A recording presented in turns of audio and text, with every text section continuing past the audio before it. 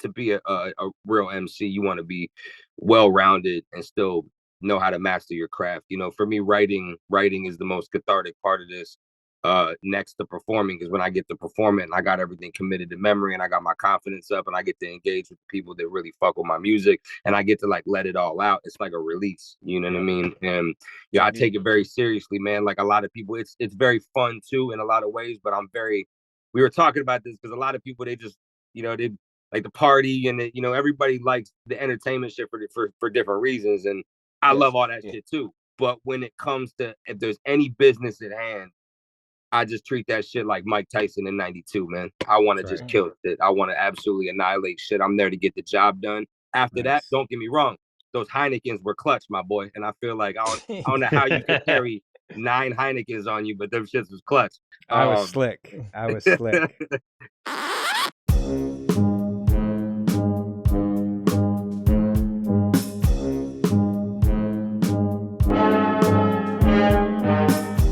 The Abyss Podcast, hosted by Lukey Cage with Karl and PrimoJAB. Know what I mean? Yeah, man. Yes, sir. Looking forward to this one. No, I always do this. What episode is this? 67. 67. That's right. So we got 30 episodes. Yeah, we got a ways to go. Karl, how are you doing? Man, I'm fantastic, my friend. Well, it's a dope hoodie you got there. Thank you. Word. PrimoJAB, how are you? Man, I'm blessed, bro. I'm good. Can't complain, man. Yeah, we definitely right here in the building. Everybody, welcome to the episode 67 of the Abyss Podcast. You know what I'm saying? Boom, we here. We got a really special guest. You know what I'm saying? I just got introduced to this brother probably like 4 or 5 months ago. You know what I mean? He like came out of nowhere for me and smacked me in the fucking head like, holy shit, who the hell is this motherfucker? You know what I'm saying? Like, all right, word, let's rock and roll. You know what I'm saying? Boom, boom, boom. We have Maze Overlay from fucking Arizona. Peace. Yeah. You got the Diamondbacks hat on. Word. Come on, man. That's the only type of hat I wear, bro. He stay repping AZ. Everything he got gear on. That is always a be hard AZ related. logo. Like I'm supposed to, as I should. Absolutely. That's right. a hard logo. That's a hard logo, man. We talk about logos all the time about the best logos out there. That's one of my favorite ones right there. Which one you talk about? The cactus with the shoes on it? No, I'm talking about the Diamondbacks. No, the Diamondbacks. Like yeah, the Diamondbacks. Over the A, because you got they got the snake head, they got the A, like the old school A with the old school A, and then they got the Diamondback A, and then they got the actual rattlesnake. You know what I mean? A little rattlesnake doing a little deer, whatever. All fire. They're all fire. I think the Diamondbacks. I be seeing everybody with this hat because it's the World Series joint or whatever. I see everybody with even New Yorkers. I was like, damn, they all wear Diamondbacks hats like that. That's tight. That's tight. It's the logo. It's the logo. Yeah, like it's just fresh. I think it's fire. Yeah, I think me and Karl said what was it? The Whalers had one of the best logo. The hockey team. Oh yeah, Hartford Whalers. Yep. Hartford Whalers, and they had I love the what was it? The Milwaukee Brewers with the M and the B. As a baseball glove. I was like, yo, that shit creative. That shit's creative as fuck, PrimoJAB. Come on, man. Fuck Milwaukee and the Milwaukee Brewers. Man, he's from Chicago, man. You hater, man. You a hater. That's right. That's right. How they roll. Wisconsin and Illinois do not mix. Nope. No, I'm not. Shout out Milwaukee. Yeah, me too. Shout out to the Sonata boys and the Kia boys. Yeah, shout out to the Sonata boys and the Kia boys up there in Milwaukee. All of those guys up in Wisconsin. Shout out Wisconsin Kia boys. So we did. Hey, Maze, man, how long you been rapping, man? You know what I'm saying? Word. Long time, man. Be honest with you, like I always try to break it into like 2 different careers because I when I was younger, I came up under artists like, Killer Priest and Tragedy Gaddafi and certain artists that kind of took me under their wing when I was younger, and I kind of went towards a lot of that. One of the albums that inspired me most was Let's Get Free by Dead Prez. So I think, I love that. So man. That's a classic to me. That's one of my classics. You know what I mean? So I could tell you what like helped define who I am and even redefined at certain points. But when I was younger, it was, fists up, fuck the system. Like let's it was like, coming out of that whole DMC, Tragedy, Gaddafi, Intelligent Hoodlum, and then, let me kill this real quick. Hold up. So I should be able to fucking. My fault, fellas. Motherfucking getting calls midstream. My fault. The But phone is hot. It's all right. It man, happens. I was on the phone with Coach until 8:28, man. So I was like, oh, she said you got an interview right now. You got to go. I was like, yeah, you're not lying. So shout out to Coach to God.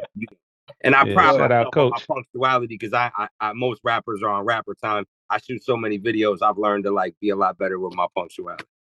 But you were good.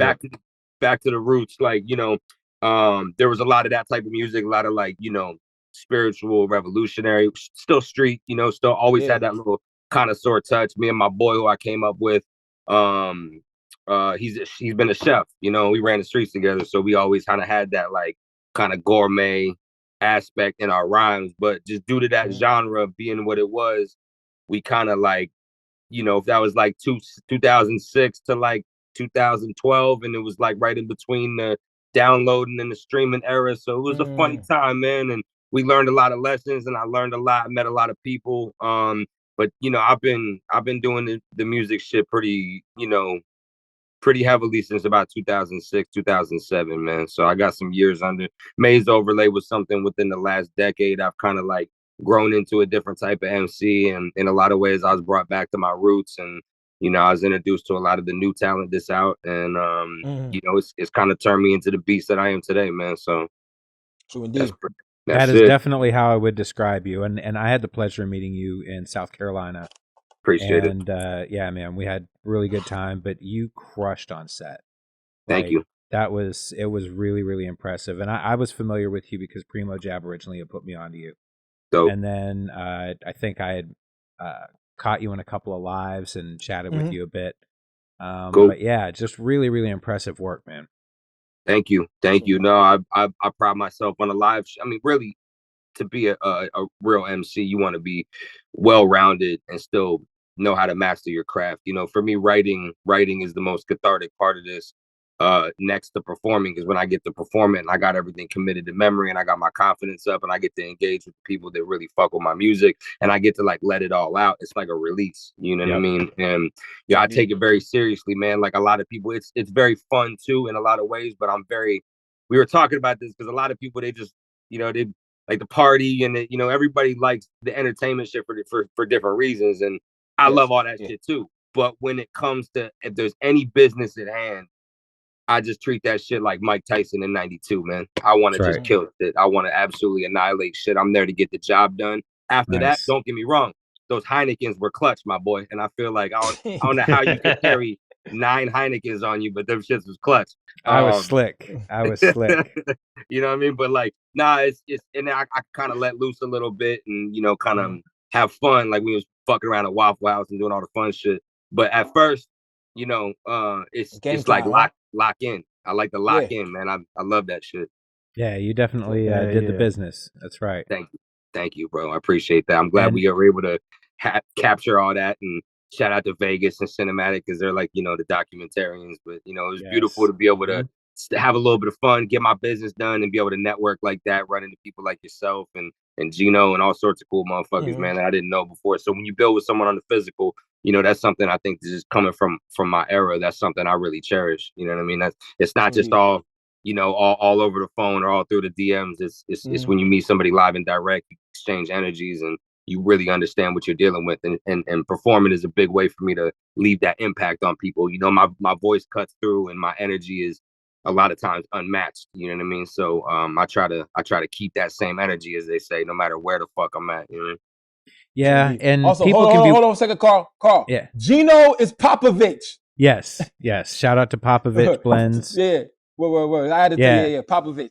Well, and people can be weird sometimes, right? Like when you meet him in person, it seemed like everybody that was at that show was just real people, like really cool. And you definitely are 100%, dude. Like, it was just really cool hanging out with everybody. It was a great weekend. Absolutely, bro. It was love. It was a good time. We handled business and had some fun. I was really I didn't know you was on the bill. So when I saw you was headed out there, I was like, what the fuck? Cause I had my daughter for the weekend. I wanted to go. I was like, holy shit, he gonna be out there too? Like, what the fuck? Like, Everybody was up there. I felt the Yeah. same way. I was like, damn. Then I saw that picture from the Waffle House, everybody kicking it. I was like, oh man. Oh, bro, that was a Yeah. lit one, bro. I have my I took a little Nikon camera with me too, and you know, Oh, just 'cause word. I like to get flicks, man. Like my boy Mick Jenkins, he be taking a lot of pictures too. You know what I mean? Yeah. Like Okay. I like that. I like that. I like that. I love media, you know. So you know, it's fun to be able to capture.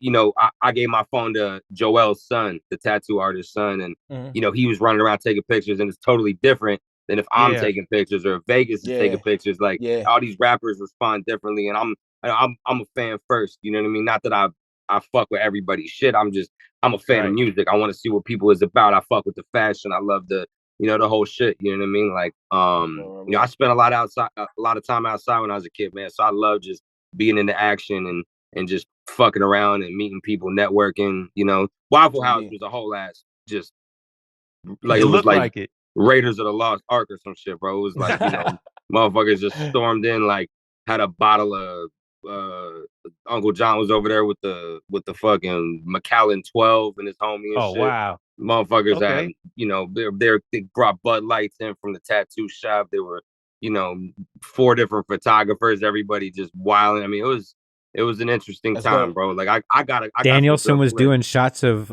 Tabasco, I think, or hot sauce. Yeah, you know, I'm an AZ boy, man. So they're all like, bro, you going? I'm like, man, I dude do that had shit in my like sleep. 9 Newports lit at once at one point. Yeah, Danielson did crazy. OD on the Newport lighting for sure, man. Like that was OD. My man was going Jim Belushi on me, man. He was straight party animal. Fucking just like every knuckle. Time and shit, you know what I mean? Oh, that's hilarious. But you can't get Newports in Canada, so yeah. Like, so he was making it count. Yeah. That's why. That's we're why. Gonna that's get you the a science. couple of them cartons, man. We're gonna get them for you, my boy. Don't you worry. Say less. I didn't know we had to get those across the border for you. Yeah, bro. He was definitely make sure he was using getting as much of his Newport fix out as he could when he was in the States for sure, man. Yep. That's wild, man. Yeah. But now Vegas, Vegas shot a crazy video with him, man. Me, Danielson, and everybody was there, man. Snotty Pro, and I think I'm not even maybe Davino. I don't think was in there, but you know we were probably in a little bit, and Uncle John. Everybody had separate Airbnbs. You know what I mean? So we brought a few people together early on. You know, the people that was willing to wake up, and me and Danielson had the song together. So we shot the video for Diamondbacks, which is off my Pharma tape, and you know, Vegas went crazy, bro. Brought the drone out and everything, so it's going to be a fire video. Oh shit! That's gonna be sweet. You said you did one with Snotty too. You did the 100 Years song too. No, I didn't do the 100 Years, bro. Like I contacted Vegas for one video, so we only plan on. God damn it, man. We only planned on doing just the Diamondbacks joint, bro. So I'm gonna be going to New York to make some rounds naturally, as you know, MCs tend to do. But I plan on stopping up because Snotty's my boy, man. I fuck with Snotty heavy, man. Shout out all the Umbrella. But me and Snotty, we resonate, man. And you know, just coming from, you know, what we've been through and some of the shit, you know, we connect on a lot of levels. So our joints are special. And the joint we did, that 100 years joint's one of my favorite joints on there. That shit was special, you know. Obviously it's a little more somber and a little bit more, you know, he's got that feeling to it. But I love making music like that too. That's why Pac was always one of my favorite artists. I feel like me and Snotty know how to like pull those emotional strings and paint those pictures of the dark times sometimes, and a lot of people they relate to that, you know. So but I plan on shooting something. Maybe I hate to backtrack and double track on albums that are already out. I tend to stay focused on shit I got coming in the future, but you know, it wouldn't hurt though. I'd love to shoot a video of my boy Snotty. You know, you know, man, I think you gotta go back onto Aztecas, and you gotta do some more visuals for it, man. Like personally, like I've been talking big shit about you for, you know, since it came out, but even right before Thank that. you. That's one of the appreciate you, man, because that's like one of the dopest projects of the year, I think. Just it's a cohesive project from front to back. And I think it deserves the time to breathe, man. Like one of the things I've talked about recently is that so much stuff comes out in this era that we in right now, especially this year. There's been so many projects from MCs releasing back-to-back projects because you just put out what is it, Vita Criminale, right? Vita Criminale, yeah. Vita, oh yeah, forgive me. You know, Vita. I don't You have the good, Italian you slang good. like you Vita. know. Yeah, but That's you that know, yeah, Italian exactly. right The there. right. Hey, it's a But Vita. Yeah. yeah, man, Juventus. I think you Juventus. gotta, you gotta leave. You gotta put some Nah, let it have some time, man. Let it have some time to circulate more because it deserves that attention, man. You know, it's No, a you're dope right. project. You're right, man. To be honest with you, I've like any artist, I've learned a lot. And the last 4 months, having 3 vinyl drops in 4 months, I mean, I'm grateful, and Mickey, shout out my boy Mickey Diamond. Yeah. He's the one that kind of helped me orchestrate and get into this position that I'm in. And so I'm grateful. And, although I'm not moving like my boy moves, I'm definitely off to a really good start. And, I when COVID happened, I kind of jumped back in. So I only really got a couple years in. I invested, in myself. I invested in certain things, obviously videos being at the forefront of that. good But visuals, these last great projects, visuals. Yeah. thank you. It's something I put a Yeah, I lot of like that emphasis video. on. Thank you, man. Just coming up in with a lot of great film directors and shit, I'm and just being inspired by like a lot of cinema.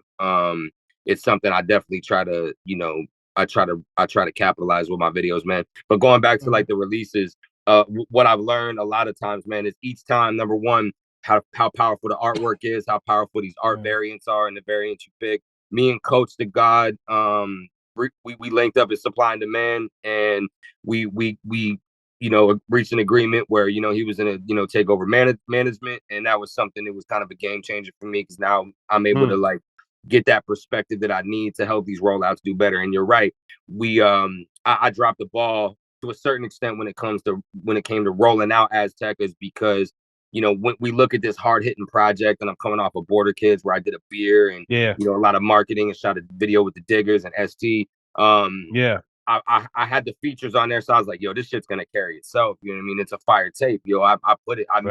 I made it to where it was like you're gonna pay attention to this one if you didn't pay attention to Border Kids. And I knew I had to come in swinging. I'm a seasoned artist. I just, I'm trying to maximize off my time now, especially having a family and just, having a lot going on. Like I really want to maximize. Aztecas was a way for me to maximize, but what I would have done different is I would have rolled out single, took a little bit, wrote out another single because people slept on, the SD Knack track. The Danielson track was one of the most powerful tracks. So, and it came in second. So a lot of people I think got stuck on, the half of the tape, and then, they're missing joints. Like I should have rolled it out a little slower, dropped the artwork sooner. And we, to a certain extent, and I'm not pointing fingers, but when you have labels and distributors that give you dates to choose from, you're limited on technically when you can release, because I was trying to have projects that went direct from like a weekend streaming, then the vinyl drop with the tapes, with the CDs. And Vita Criminale gave us a chance to do that trifecta drop with Bars Over BS. And, but it was only 6 weeks after the Pharma drop. So 6 weeks just isn't enough time for a tape to breathe, man. You know what I mean? It's just not like, so I had to I was surprised when I saw the Vita. I was like, what? Already again? Well, damn. I was like, all right, let's go. Come on. The music is there. It needs more marketing dollars. It needs more promotion. It needs more time to breathe. People digest shit so quick. Sometimes they gotta listen to it, come back and listen to it again and be like, oh shit. They you know can't what I mean? digest it. They can't digest it. I missed this. I missed it just hits and you're like, oh, okay, cool. Yeah. You listen to it once or twice, and then it's like, all right, what's the next thing? Right. It's too late. The next thing's already out. And I don't think that's that's not really your fault, you know what I mean, or any MC's fault. Nah. That's just kind of the nature of what's happening right now. But I think you just hit on the head, man. Having a good plan, in place, having a good idea about how you want to roll it out. That's the key. I think it's just really more so about just in general, people kind of stretching it out more. Even if you do have projects back to back, just just stretching out that time span so that you can, really take advantage of giving everything the justice that it needs. Because yeah, man, I don't want anybody to sleep on Aztecas, man. I want people So to hear and take their time with it and be like, oh yeah, oh wow, oh okay, like really let it soak in, man. I Especially repping from AZ. I mean, like, you holding it down. I appreciate It's the it. first Yeah, time I you're did right. it. You're right. Yeah. You're right, bro. Trust me. Like that's something we're what focused is on. And this? It's the first time. It's the first time I ever did that right there. See that Don't right there do in the that. corner? You just flipped yourself on my screen. You're Because messing up my he recording. put his hand up on I the put my hand on the up. I'm gonna go with my Yeah. hand. I wanna say something. Then go ahead. go, Lukey. Hey, my bad. I saw the feature like when I was trying to fix the mic, and I was like, yeah. Hey, yo, Maze, I think we should start selling out in like 5 minutes, like Mickey and stuff like that. I think it'd be a great idea for you to not even put no music out, put like videos out. Don't let them stream it first. Let the people who pay for it get the merchandise in their hand so we can listen to it and we can love it before anybody else loves it. And then you put it on there like the next week. Boom, now everybody else has it. So the people who really want to listen to it right away can listen to it. And we can feel special. Like, oh, we heard that shit. Y'all ain't even heard it yet. We seen the video. Because your videos like 94 Dead Stock, Chica Blanca. Son, them videos are dope, bro. The thank you, bro. 94 Dead Stock, that shit with the Phoenix jacket on there. Thunder Dan logo. That's a Thunder Dan logo right there to me. Forever, that's Kevin Johnson, Thunder Dan logo for me. Charles Yep. Barkley, he's a Sixer. But yeah, but those are dope videos and visuals. And so when we get the product, when you start selling out, 5-10 minutes, the people will have the product in their hand, unless it's like the vinyl. It takes like 8 months to get here, or like the CD can go out quick. You know what I'm saying? Then Right. we have the product in our hand, and all of a sudden, then everybody else can get it. But the paying customer is the ones that I think that we should look out for more. That's real. If you know what I mean? I That's like what that method. Czarface That's does. like Czarface that's does like that. Rock. Rock does that. Czarface and Rock, yeah. He doesn't put it on streaming until after he sells a certain amount of copies. You know what I'm saying? So the people that like the real supporters, they're getting it first. Know what I mean? So Yeah, that's just my take. I agree. And to be honest with you, like I've done it both ways. And Copenhagen, they preferred to have the record streamable because he thinks that it helps it sell. So Sells, yeah. and I'm not disputing, I'm not, or whatever, because that for him and his clientele, that may be true. Because he had people hitting him up like, oh, what's up with Border Kids? I can't stream it. Well, I didn't have Border Kids up for a period of time because for a multitude of reasons, but that particular album came out first, and it sold out in 4 months. You know what I mean? It's like I think even my conversations with Martin about selling out, I don't think it's the end all be all. It just shows progress. What my digital is up thousands of percent right now because of some of these physical drops. You know what I mean? So it doesn't, if I see growth, I see growth. You know what I mean? And we haven't even touched Spotify, AdSense, YouTube yet. That's next. Like we're pressing buttons and stages, and it's very important.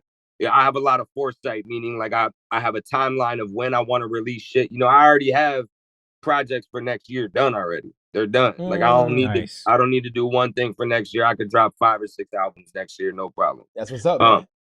And 3 of them are already on the books. You know what I mean? So it's like that. I love working that way. I'm just like, I'm also getting to the point where, we want to kind of get caught up and some of the frustration as artists come in, like, why do we got to wait 8 months? Like, let's, I get a couple, you know what I mean? But, I'm not, when's the last time Adele and Taylor Swift pressed the vinyl? Like, we good now? Like, it's like, let's get back to practice, man. And hold on. I heard that wasn't true also, man. I heard from some Hungarian, there's a Hungarian vinyl press out there. That's right. I'm not affected by the Adele effect or the Taylor Swift effect. Right. So, anybody who's talking all that silly shit like, oh yeah, our vinyl production has been impacted by this, I call bullshit, because we've heard, from various sources, deep in the Reddit, you can find it. Like, it's like, nah, there's actually a couple of backdoor places that are definitely producing vinyl still. Oh, for sure. in And Canada you too. want my personal opinion? I say it's backed up with all these dog shit MCs they give vinyl deals to. You want to be real? Talk that shit. Here we You want to keep go. it extra funky, bro. Some of Yeah, this shit keep it shit. Keep didn't it even funky. deserve a fucking CD. Like you gonna give it a vinyl deal? Like no offense, but Yeesh. some of these motherfuckers ain't even like. It's like you want to be like I'm not the one to crush your dreams, right? I'll tell you, hey, just I can't give you a Nas voice, but I can tell you, hey, keep at it. Maybe you'll get better. I didn't come out where I was at now. I worked my ass off to get to this point. I studied people, you know, Andre 3000, Kendrick, you know, Nas, Pac, Big, Pun. Like, you know, I studied these people so I could turn myself into how I perceive a GOAT. You know what I mean? It's disrespectful when you give people the same medium that some of us seasoned MCs that work their asses off and sacrifice to get here. And I'm not bitter or mad about it. It's just sad. No, you talking facts. You know what I mean? You know what I mean? And it ends up to where you're fucking up our bag. You're fucking up our business plan when like we know the formula. We all know the formula. A lot of these cornballs from fucking wherever just got a little bit of bread because their parents has the bread, so they get a fucking, you know, they buying a Mick Jenkins feature or a fucking Conway feature or something, and but they don't even fucking know what to do with it. They don't know what to do. You know what I mean? They don't know what to do. They ain't earned their stripes. Yeah, I'm very serious about people paying their dues and being authentic and true in this lane. So everything you saying is righteous to me because I'm like, who the fuck is this person? How do they have a record deal or a vinyl deal, record deal is what I mean. You know, it's like I don't get it. I don't understand. They ain't come up the rough side of the mountain. It don't make no sense. I don't get it. Hey, yo, boom, all the We work I've talked done. about this, Lukey. Yeah, I don't know. we have. I did a lot of work. And just because I said Will Smith is gay, I don't got my regular Instagram page no more with all my followers. I got to start all over again. My bad, Will Smith. Anyway, boom. Here's another thing about the vinyls. Whatever, man. I don't care. He played Muhammad Ali, and he played Bright, too. Here's another thing about the vinyl. They have mainstream artists who I think their fans don't even have record players. They press up vinyl. I'm like, yo, why are you even doing this? They're not even gonna play the record. I have my record player right there. I play these records. You know what I'm saying? And I take them out of my daughter was playing with records. You know what I'm saying? So it's like I've used these records. People have records and they don't even play them shits. They just hanging on the wall just so they have the cover. What the fuck? Just so they have the I'm art. like, yo, I'm like, that's out this world, and it really makes a lot of people in the underground abyss. They have these records and we play them. We don't. Some resell them, but a lot of us play them. So you're right, bro. It's kind of frustrating sometimes when you see people like this. Who wants to get an NBA YoungBoy record? Yo, YoungBoy is a phenomenon out here. I don't know. I can't name 3 YoungBoy songs, but apparently the man he's a machine. He got like 38 albums out or something. He the highest. Really? Yeah, oh, absolutely. He's the highest viewed rapper on YouTube. I mean, come on, again, like I said, I'm not familiar with him.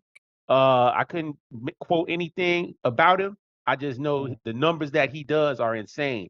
And he definitely got the ear of the youth. Like the youth love him. So yeah, he bunking. Hey, let's go. Yeah. It's hard for me to even speak on that genre. I could tell you why I think that type of music is promoted a lot, but from what I hear, know why. Because my son, my son is like 13, so he knows more than I do about this shit. So he'll tell me, this person they cool now, or they doing this, or they doing this, but I don't know nothing about young NBA YoungBoy except for you rapped on that story of OJB, and somebody was putting me onto it. I have people think so. I think that was the one. Or maybe I'm thinking NLE Chopper. I think I might be getting the same difference. Yeah, probably same difference. I mean, I can't exactly. Even... There's a whole bunch and paste. Copy and paste. You know what I'm saying? It's a whole bunch of them in that same. Look, bro, I just don't want to get shot at Roscoe's when I'm in LA, bro. That's it. I don't want no problems, bro. I'm just trying to live, bro. Not really. Because I met that dude. He was an asshole. Let's go. Let's skip this shit right here and go. Were you born in '84? Yes, sir. Because retro guy. I was born in '83, and I vividly remember that you said something about Ritalin, and they tried to put me on that shit. You know what I'm saying? I was like, that's what resonated with me. I was like, yo, that. Ritalin. Yeah, fuck that. That's fucks with kids. Dude, that's part of my that's part of my struggle, dog. Like, you know, when I was locked up when I was a kid, like 14, 15 years old, they had the ability to basically force me to take whatever the fuck they wanted. You know, just because of the way the incarceration system worked in Arizona when I was young, you know, and the fact that, you know, my parents were willing to, you know, there was always like, you gotta, you know, you imbalance, you know, they don't understand how kids want to run the streets. I was a latchkey kid, bro. Like my dad was always latchkey kids, latchkeys.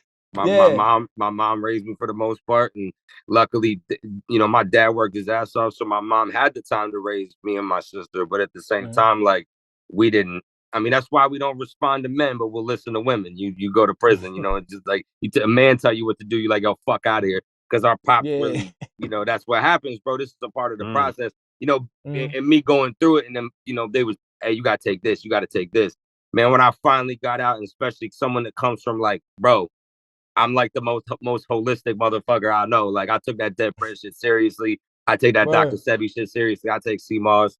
I'm mainly plant-based. Like, I don't fuck around, bro. So putting how many push-ups you do a day? Man, that shit is like borderline, like, you experimenting on kids, man. That shit should absolutely be illegal. And it fucks with people's DNA, it fucks with their emotions. And, you know, luckily I was able to find like psychedelics and, you know, just, you know, have balance in my life, and you know, all the knowledge I found, I was able to like recover from all that shit and heal from that shit. I mean, healing's a constant process, but you know, it's that shit is fucked up, bro. So when I say like Nickelodeon and dope, I'm a kid again. You know what I mean? Like, they try to give us Depakote and Ritalin. That's, you know, that's the line I think you're talking about. And that shit is real, bro. And, you know, it's always, especially high energy kids, a lot of artists, you know what I mean? Like, trust me, bro. Like, I'm not, you know, this is part of being well-rounded as a human. You know, we spoke about being well-rounded as an MC. You can pretty much touch on almost any topic, from esoteric science into biology into nutrition into hip hop into shit. We could do weird topics, man. I'm like a fucking walking Joe Rogan podcast, man. You know what I mean? So it's like I got all that shit in there, bro. You know, I feel like I'd have a good time with Action Bronson and Joe Rogan, bro. I say we go out there, smoke some fucking DMT, and just talk about the universe. Then how we gonna fix these problems? You know, when you get the invite, take me with you. No, trust me, bro. Well, at the plan, I ain't doing no DMT. I don't want to find out with the shaman. I want to do that shit. You feel me? said to get with the shaman, huh? We'll take the Abyss podcast down to Peru. Just hit the ayahuasca up and fucking really take it there. That'd be a bugged out episode. That'd be a fire episode, bro. On the real though, Maze, I'm a real far out dude without all that shit, and so I don't really want to know. Once I got my name, Lukey Cage. I'm a comic book character. I really was a weird kid. Like, boom, I looked at the magazines, like Jet Magazine and stuff, like, when is my time I'm gonna get in this shit? Why ain't in Sports Illustrated? And I play games, I write down games, like 64 games or whatever, and I play every game in my Nerf net. You know what I'm saying? Word. And I go outside in the woods by myself and build my own forts and have my own homes and shit out there. I was doing all type of crazy shit. I was drawing my own comic books. I thought comic books was real until I was like 8. Cause the addresses was like real in like Marvel. I'm saying, like 1407 Gray Marker Lane was real. It's in Westchester in New York. It's real. Harlem, Queens. I thought that shit was real. So it's like, and no one could tell me different. You know what I mean? So it was a weird. So if I do these drugs, it's gonna open up the gate. What the fuck am I? I'm gonna be knocked out for how long? 3 minutes for the DMT. Like I've been dead for 30 years. Yeah, that's a different one type shit. That DMT is ayahuasca is different. Yeah, it's definitely. I would recommend maybe just doing some mushrooms, bro, and like just you get enough mushrooms where like you ain't really met yourself until you do like a solid 8 of mushrooms, and then you really take it there. And it's not like you think. It's like, first of all, you're gonna have like 8 hours, you know, give or take, and it's really just like, you know, for people that have been through a lot of trauma and, you know, whatever the shit they've been through early on, you're gonna face a lot of demons. You know, the people that kind of like, if you had like a pretty chill life, not too many ups and downs, you probably just gonna laugh a little bit, cry a little bit, you know what I mean? Like, get past it, you'll be straight, you know what I mean? But it's a beautiful experience. What you're basically doing, in my opinion, is you're just looking into the astral plane, man. You're looking into that's where the pharaohs went, bro. Like, that's where, you know, that's where yogis and a lot of these monks go without any psychedelics. Don't get me It's wrong. where Like, time and space connects. It's good for Westerners, man, because we're subjected to so much fucking conditioning and trauma and fucking the chemicals and the foods and all that shit. So when you really unplug, you get to like kind of have that reset, man. I end up touching on psychedelics so much in so many different aspects, you know, but they're definitely a blessing, man. You know, better than fucking Ritalin and Prozac and all that shit for sure, bro. Real shit. At the very least, microdose. At the very least, microdose. Yeah, that's what they said. Rasul Allah, the Lost Children of Babylon, always used to tell me about how his yeah, I know Rasul. I know Rasul. I know yeah, Rasul. that's one of my he would be over here all the time, yo, and he would skate and else broke my skateboard. But Rasul, he would talk about his fans would like do shrooms or like do acid or whatever, and they would say that they would astral project to him. And sometimes you would see them. I'm saying, because he has a lot of knowledge. My man's got a lot of knowledge, yo. My dude, yeah. No, I know. I'm familiar. I met him through Killer Priest, and trust me, bro. Like, I'm no slouch either, man. Like, I really did it. Like, I really been into the alchemy and the hermetics, and you know, I really went there and back, bro. Like, our groups were, you know, we're one and the same. We crossed a lot of paths, us and Lost Children of Babylon, and you know, we met a few times in California. You know, so he did his thing. LCOB was a big part of the Jedi Mind Tricks wave, man. So was Vendetta Kings. What we did is just, for me, it was about growth. And once I had that type of understanding, I was ready to, like, you know, go out and kind of compete in the real world and not just, you spend years going within, and that helps you when you deal with people. Because trust me, especially industries like this, you better have your wits about you, man, because you know, this is like, it's not the big leagues when it comes to, like, you know, the Jay-Z's and the, you know, the Rock Nations and shit. But when you start getting into this industry shit and you see how shit really works, I much rather go into it now as a grown ass man than being in my young 20s willing to sign anything and do anything, because them motherfuckers get real weird real quick. You feel me? Yep. So boss. Real quick. I can't say that. Hey, yo, check it out. Boom. Shit. When I do these psychedelics, I want to do it, I guess. So boom, like I'm healed from all the past trauma from, I guess, 12 on to, like, I guess 4 years ago. And then I know you have children, you know what I'm saying? When my daughter was born, a lot of shit made sense.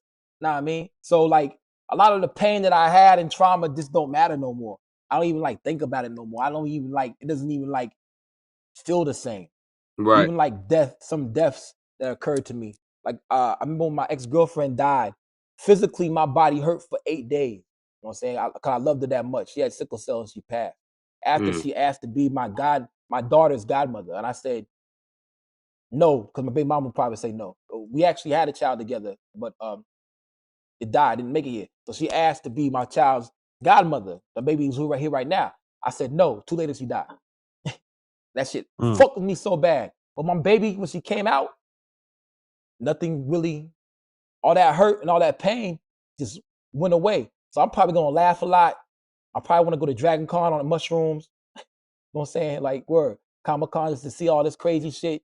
I don't know, man. But like I said, sometimes I don't want to see that. I don't want to. I heard mushrooms taste like doo-doo.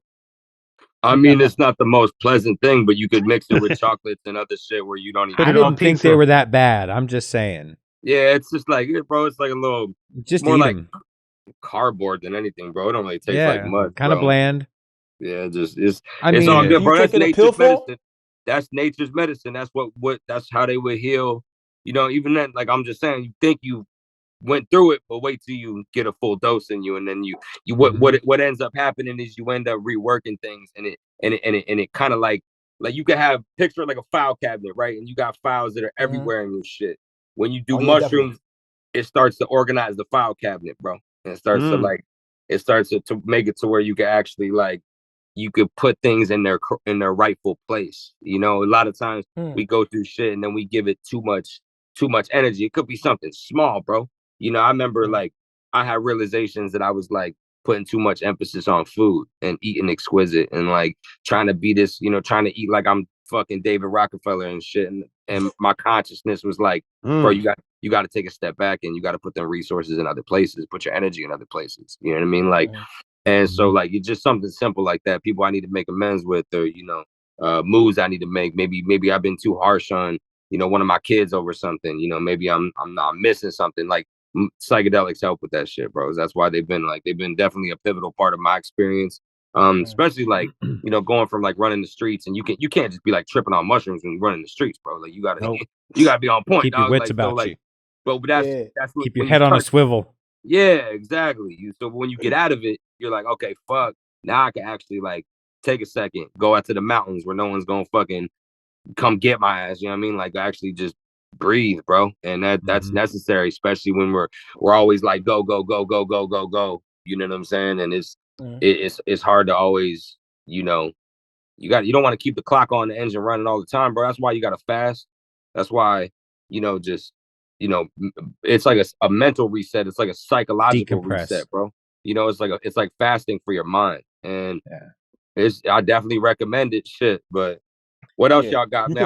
I know y'all. I know y'all got some wild questions. You convinced me though. You can have any kind of trip. Like it's if you just do it once, depending on the state of mind that you're in and the past experiences that you've had, you can worry yourself into a really bad trip. Oh, yeah, for sure. You could just have a lot of fun. Right.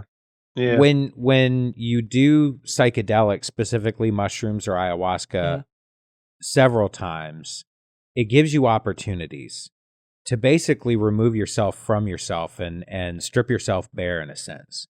And to be able to look at yourself for how small we really are in the universe, for how inconsequential and stupid most shit is, and kind of realize who you are at your core.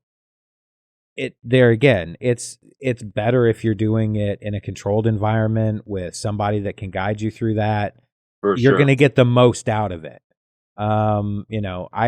I ate the mushrooms and tripped pretty hard and had a really, really great experience out of it.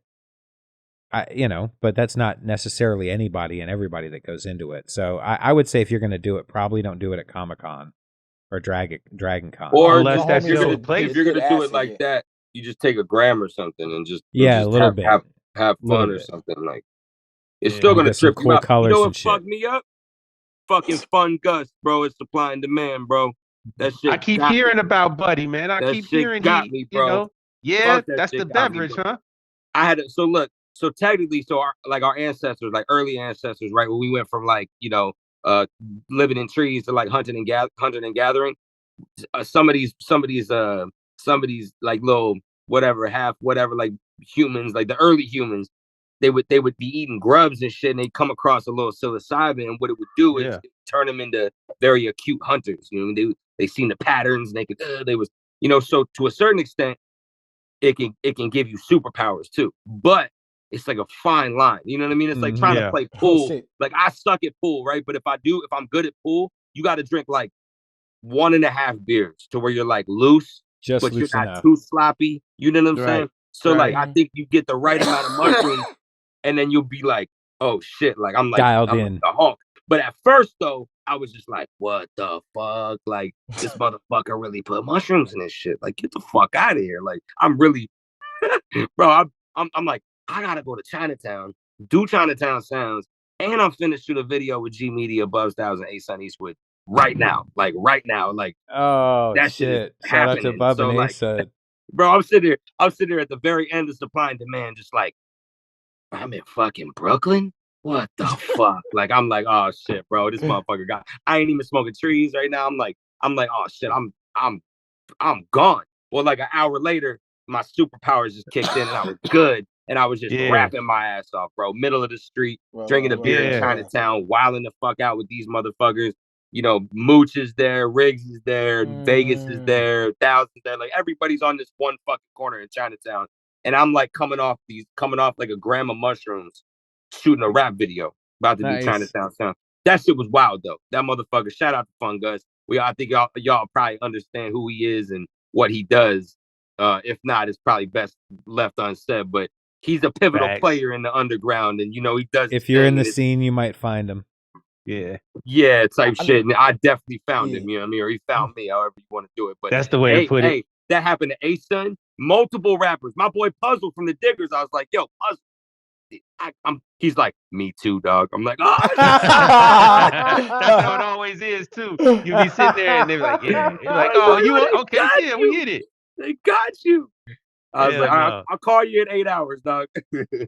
Nah, but it was straight, bro. It was a good time. Supply and Demand was a good time. That's dope. You know, me, Mickey, and Sub split a room, and shit was like the All-Star game on the Underground, bro. And you know, there's here's how I feel genuinely about myself. Because I like to clear the air. I know I'm nice. I'm seasoned. I know where the fuck I'm at. I know what my talent level is, but I'm humble because I just came into this shit a couple years ago, bro. A lot of these rappers in this lane been paying dues for 6-7 years. You know what I mean? And to get as many vinyl drops as I've already got and be able to see my shit manifested on physical and be able to be mentioned in the same circle in the same breath with a lot of people, I appreciate it. You know what I mean? So I'm both. I'm like dual sided with it. You know what I mean? Like I'm grateful to be here, but I deserve to be here. I earned this fucking spot. You know what I mean? You know, so but it's cool. I'm still kind of getting like introduced to the lane, so to speak. I didn't know about, you know, I just heard Crime Apple for the first time 2017. You know, that's the last bit I did. I did a little 2.5 for a little DUI in Phoenix. And when I got out, like, you know, I was introduced to that big ghost tape, that Aguardiente or whatever the fuck in Colombia. Aguardiente. Alligator meat. It was one of my favorite ones I did. Alligator meat on the skit on that. Bro, that shit, you know, that was funniest because I didn't even look it up, but I knew that was you because of your voice and because I genuinely entered.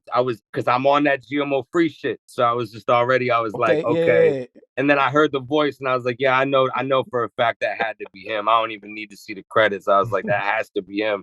So I was like, that shit was funny as fuck. And you were like, just basically saying like, yo, like, what even the GMO shit got fucking, you know what I mean? Like, shit, even the healthy shit ain't healthy no more. What the fuck? That's what I'm saying. That's what I'm saying. That shit was good. That shit was classic. Shout out for that. Yeah, some strawberries look like BBLs, yo. Like they look weird. I'm like, yo, I'm like, what? This shit is this big? Like, what the fuck is this strawberry? Like, bro, you know it's crazy, especially being in the industry. It's crazy what people eat, bro. It's crazy to me people still eat pork. It's crazy to me people still eat processed foods and all this chemicals and shit, bro. Like I couldn't imagine, bro. It's crazy, and some people that's just not where their priorities are at. But like, bro, this country got a problem with their food supply, dog. But definitely, it's on the go. I blame it. I blame them on this because I don't eat great at all. One time, this is why MF Doom, as Karl knows, probably taught how to eat the dive by the pizza guy. You know what I'm saying? Because here in America, we like that microwave popcorn shit. We want shit right now. You know the delivery. We want it right now. And then if it's not right now, we would wait on mama's home cooking. That shit ain't really that good either. It ain't good. It'll fill you up, but it's not good either. We don't want to wait for shit that is good for us. With spouses, with business moves, we want it right now. That's why people sign the deals that they sign with music. Right. We want it right now. You know what I'm saying? Right. So that's the reason we're so impatient as Americans, period. And we don't look out our window. Well, we look out the window. We don't step out the door. How about that? That's why Go ahead. No, I like that. You know, and it at the end of the day, I think we all learn at different stages. You know, I try to, you know, I try to understand too. Like I work really hard and I spend a good amount of my money on eating healthy. You know what I mean? Like Whole Foods has definitely got a lot of bread for me, bro. Like, you know, like it's you know, but I got 3 kids, bro. So, you know, I got a 13-year-old that he's probably cheaper to put in polo than he is to feed. This motherfucker's eating me out of house and home, dog. Like he's eating like he's going to the NBA next year or something. You know what I mean? So, but it's just, I've been blessed to always, you know, work hard and play hard and be able to eat good too. It's just, you know, health is wealth, man. If I gave you $1 million, but tomorrow it came with cancer, you saying fuck that million. You know what I mean? So I think that, you know, like they say, prevention is better than a cure, and that applies to the music business or any type of business as well. You know what I mean? Like it's better to take care of yourself so you never really have to find a cure for something. You know what I mean? Like especially with the kids, man. Like we got to show this next generation how to be responsible, not just with our money and you know, with creating businesses, you know, but we also got to teach them how to eat right. You know what I mean? So if you're going to teach them about a Roth IRA, you better teach them about how to stay alive long enough to see that fucking Roth IRA come to fruition and cash that shit out. You know what I mean? 100%. Wow. Also, hey, just right now. To speak on my records, I appreciate you mentioning off camera about my mixing, because I actually do everything myself. So I appreciate. I was gonna ask that. I was gonna ask that. You record at your crib too? Yeah, I got right here. I got there you go. Yeah, that's dope. Yeah. I got an Apollo. I got a pair of Yamaha YS7s, and one of my boys, he's really close to my producer, War Season, and my boy, his name's Gino, and he's sold shit to Just Blaze people. He sold shit to Madlib, you know, Ill Mind. Like, he's been in the high-end audio shit for years. He told me to buy a Warm Audio U47. So my mic it packs a nice little punch, man. I like it's got that old vintage kind of feel to it. It's got the transformers and the, you know, the whatever the fuck, you know, you've got the tubes, and it's got the separate power supply, so it's got a lot more of a warm phantom sound. Power. Yeah, I rarely find a rapper that sends me vocals where I'm like, damn, dogs, like, take some of that fucking vinyl money, get yourself a fucking $1,000 mic, bro. If you ain't got a $1,000 mic, you trying to operate, can you? Absolutely. And is that a shot at everybody who has a fucking mic that ain't a rack? Kind of. But it's so important to me, man, especially coming up. You know, I'm not from the 70s, which is the golden era of sound, you know what I mean? But which were already where these mics come from. You get a vintage Neumann or what, any of these mics, they come from.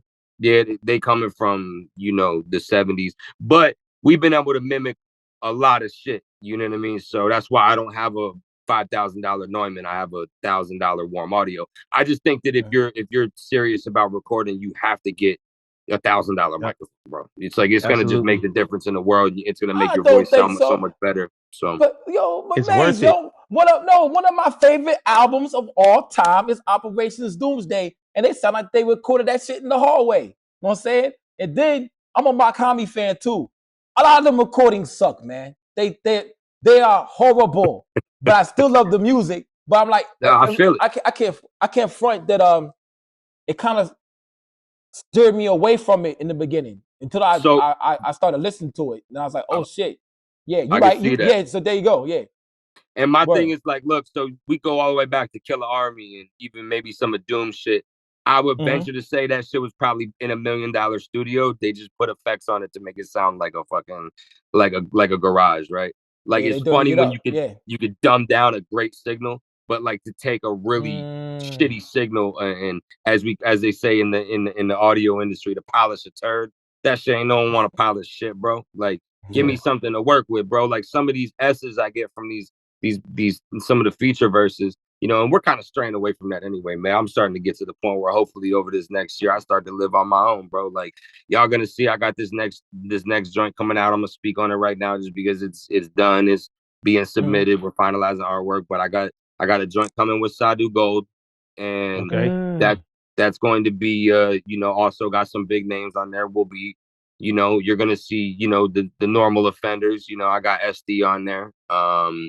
I got Snotty on there, Mickey Diamond on there, and there's also, you know, there's a couple other features, and you know, it's gonna be good, man. I want to let it breathe a little bit. You smiling, so it's like yeah. There's gonna be some shit, bro. It's gonna be some shit. Bro. So Sadu is with he's with all my dump god homies, yo. So I wonder who's gonna be on that, yo. Shout out to Juju Gotti. Boom, yeah, all those dump guys. The dump guys. Yeah, Sadu is yeah. So it's gonna be dope, man. Word. Yeah, it's gonna be dope. I'm excited. Word, Sadu Gold got beats, yo. Also on the Retro God joint, those beats, like the first 3, they kind of gave me a feeling. You know what I'm saying? Some beats don't make you feel certain type of way. You know what I'm saying? Right. Like the 1984 and the Low Sport joints, they made me feel a certain way in my stomach. You know what I'm saying? So it's good. It's good beat selection. Some songs don't give me the feeling on my stomach. Oh shit. Long Live Follies gave me that feeling on my stomach. PrimoJAB. This famous strip club, Follies. But yeah, but the 1984, the low sport, I realized that you was like around my age. You know what I'm saying? I was like, oh shit, yeah. But then when you said the Ritalin line, I was like, oh shit, motherfucker, his shit. Cause yeah. I mean, I that try to shit's play. fucked up. I want to be able to. I still want to be able to. Because I love the youth, man. You know what I mean? I love the youth. I think that I love the energy. I don't like all their music selection, all their choices, but I think we've adopted some shit from the youth, right? We blend our slang to a certain extent, and like, you know, everybody says, you know, even my son came at me, he was like, "You wasn't saying on God last year, Dad. What's up, bro?" I'm like, man, chill your little ass out, bro. Yeah, hold on. I say what I want. Go to your room. Yeah, exactly. You ain't lying. That's the next thing, right? You're gonna go clean something right now. Yeah, exactly. But you know, I still try to stay young. People see the tattoos and they're like, you know, I got a lot of color, and you know, also just, you know, mixture of being Italian, staying on my Irish sea moss, eating healthy as fuck.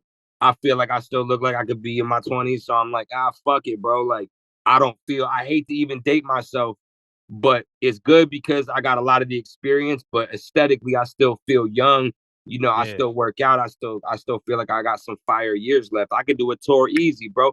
I'm like, you ball, I play ball. So I go on the court. Hold on. Stop. You know, fucked up. So magic words. Here we go.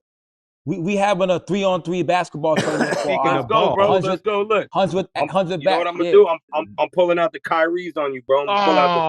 He ain't do it. Those are the God eights. Oh my god, yo. The ones you were talking about, Luke. Ouch. Yeah, those are with fire, the eye right? on it.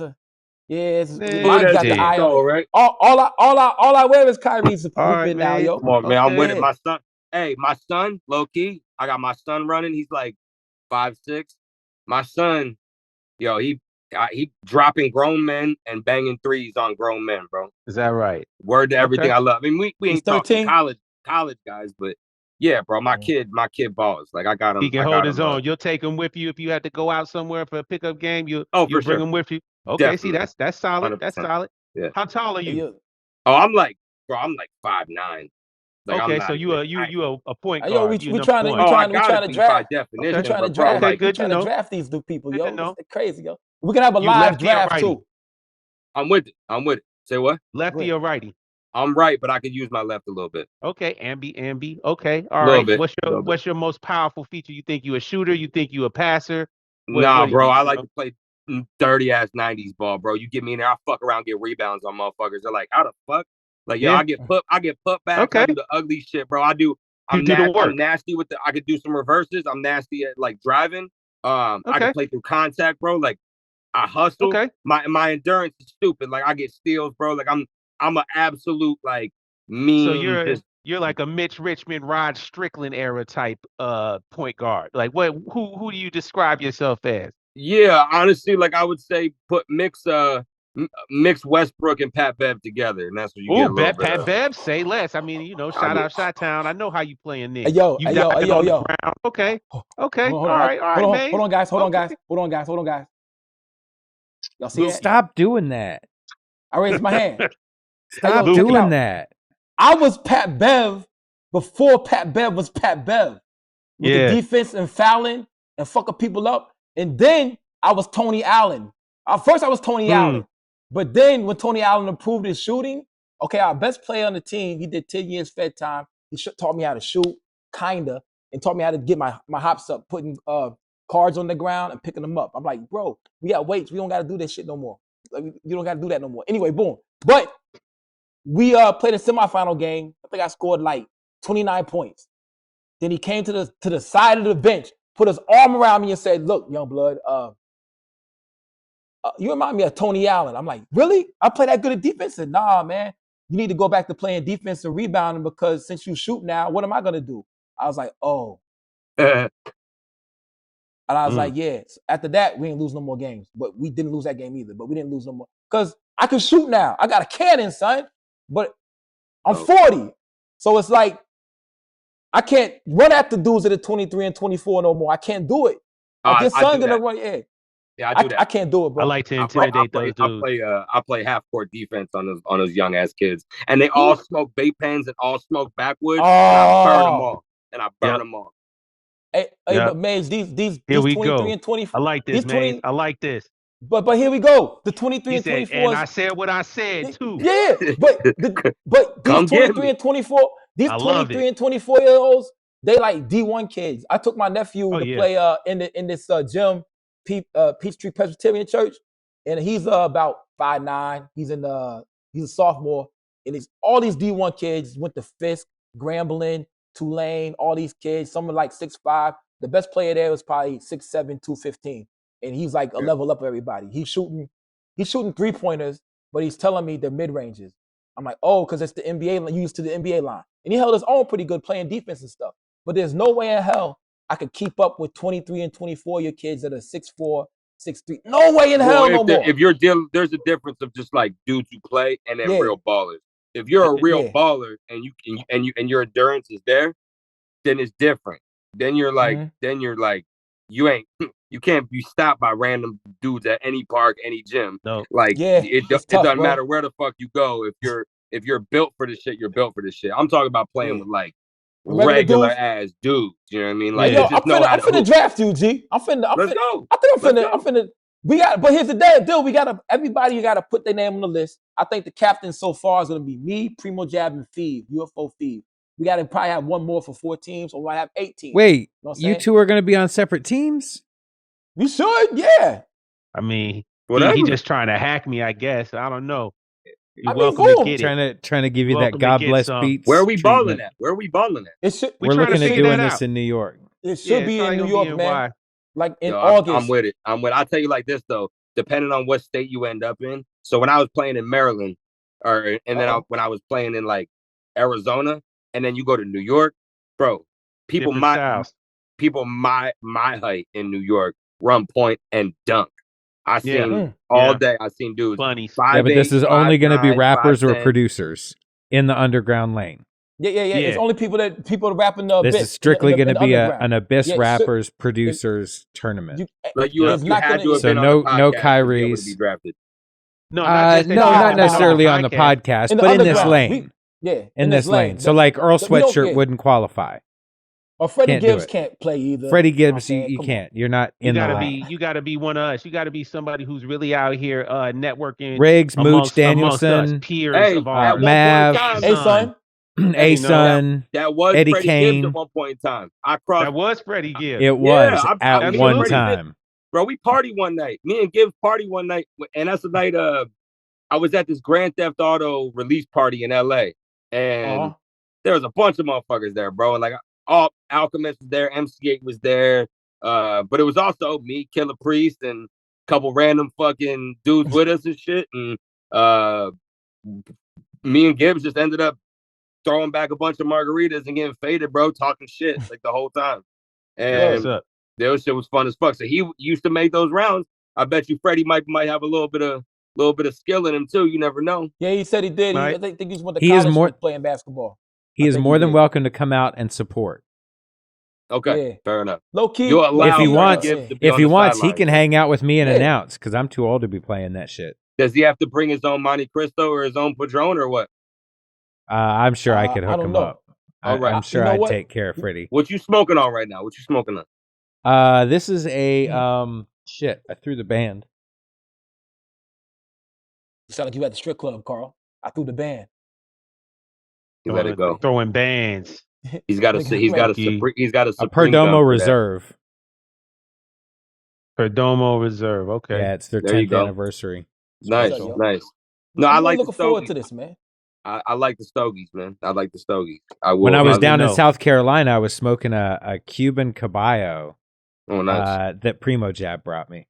That's nice. Yeah. Yes, it was amazing. So you was there too, Primo? You was in Myrtle Beach too? Nah, man, I didn't get to come up there, man. I had to stay out here. My cousin had just got married. Shout out Jason Staten, the infamous, the legendary.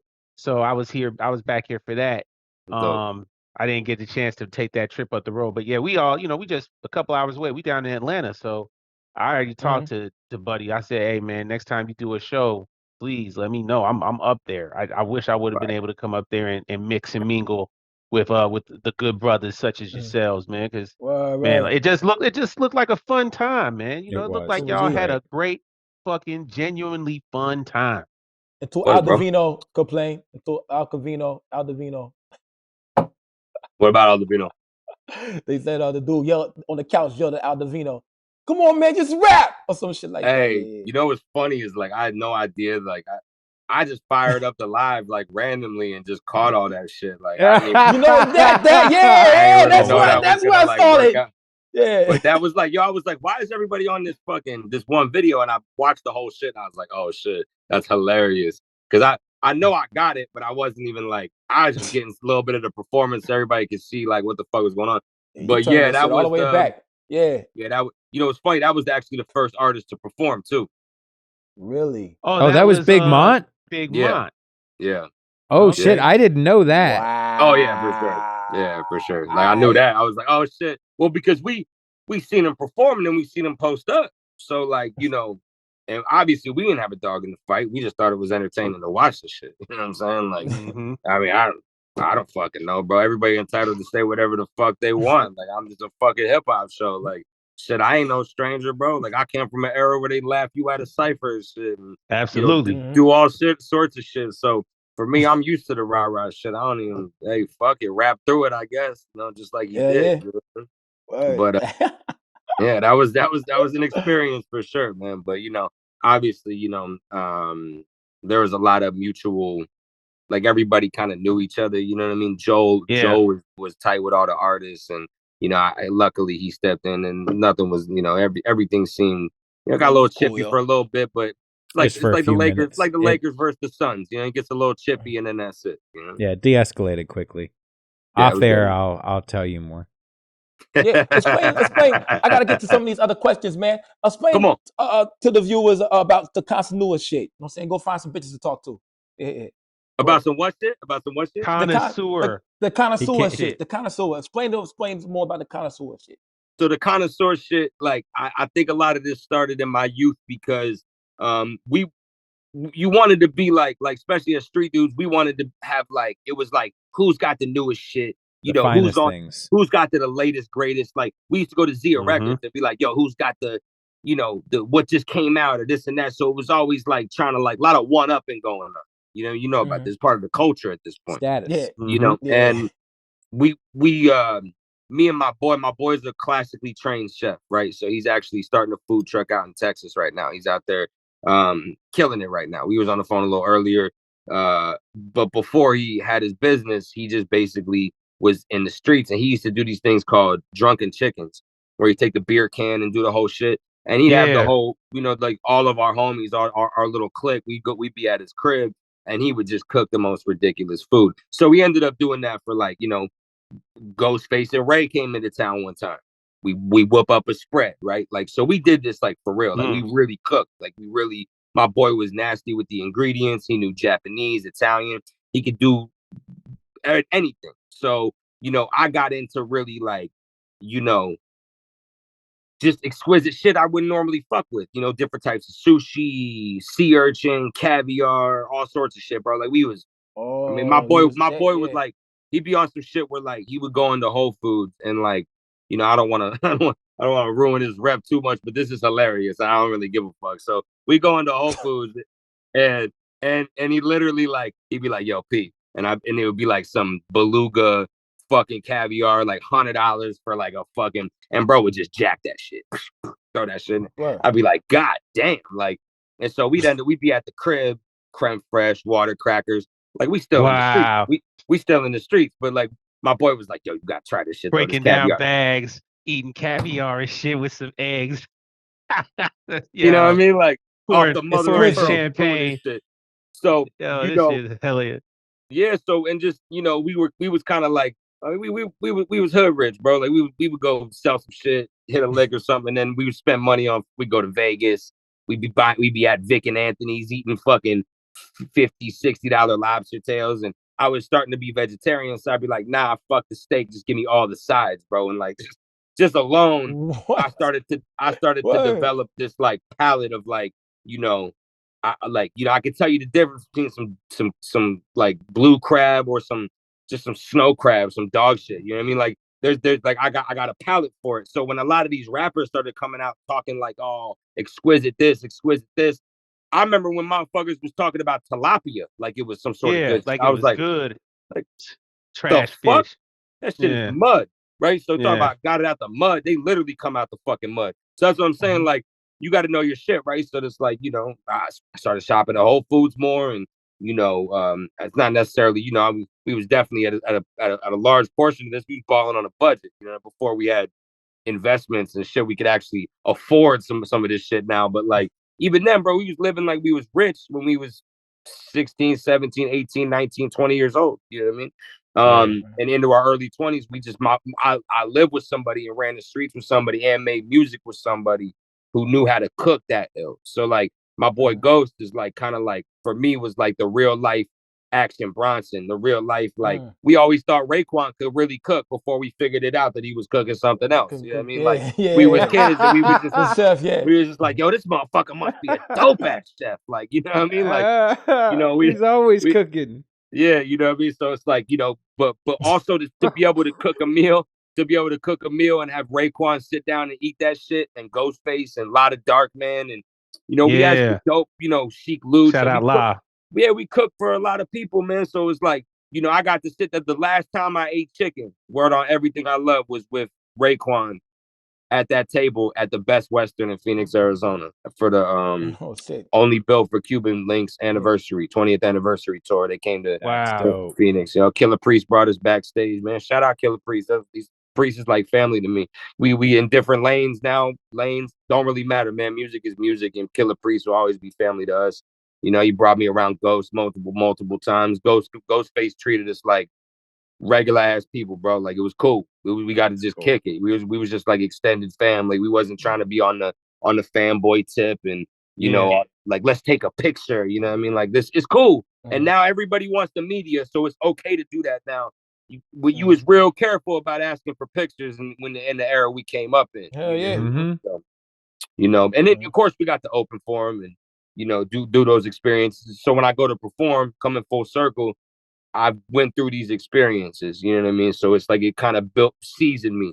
And also full circle, being seasoned, that's what brings me to this connoisseur shit, because I have a palette and I got, you know, experiences that set me apart. And, you know, we was bougie ass kids. We just didn't have no, I mean, we was using street money to figure out, hey, we want to live like we're rich.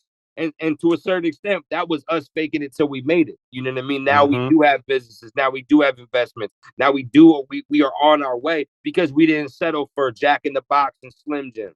You feel me? You know, and that was just something like, even my first introduction to really getting just on, because I grew up with Italians. They eat fucking anything, right? Italians will eat pork, beef, pasta, bread. Like, they don't give a fuck, right? Like, but it's still, the flavor is there. So what I did is I applied some health shit and still kept the flavor also, which kind of gives me a unique little spin. Also, anybody could buy Bake. Everybody could buy Supreme. Anybody could buy these brands.